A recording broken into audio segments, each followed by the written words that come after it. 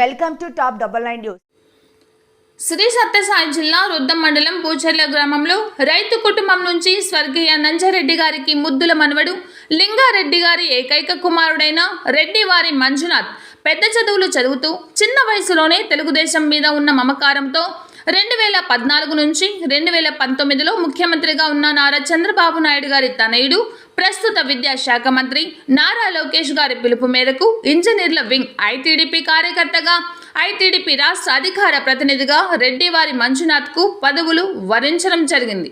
2019 నుంచి ప్రస్తుత మంత్రివర్యులు పెనుగొండ ఎమ్మెల్యేగా ఎక్కువ మెజార్టీతో గెలుపొందుటకు ముఖ్య కారకుడై తన వంతు తెలుగుదేశం పార్టీ కోసం అహర్నిశలు కష్టపడిన రెడ్డివారి మంజునాథ్ రెడ్డి గారిని గుర్తించిన రాష్ట్ర ప్రభుత్వం ఆంధ్రప్రదేశ్ స్వచ్ఛంద కమిషన్ కార్పొరేషన్ డైరెక్టర్గా మా పూచర్ల యువ కిషోరం విజయవాడలో ప్రమాణ స్వీకారం చేస్తున్న శుభ సందర్భంగా శుభాకాంక్షలు. మంజునాథ్ గారికి ఈ అవకాశం కల్పించిన రాష్ట్ర విద్యాశాఖ మంత్రివర్యులు నారా లోకేష్ గారికి, బీసీ సంక్షేమ శాఖ మంత్రివర్యులు సవితమ్మ గారికి ఈ శుభ సందర్భంగా హృదయపూర్వక శుభాకాంక్షలు.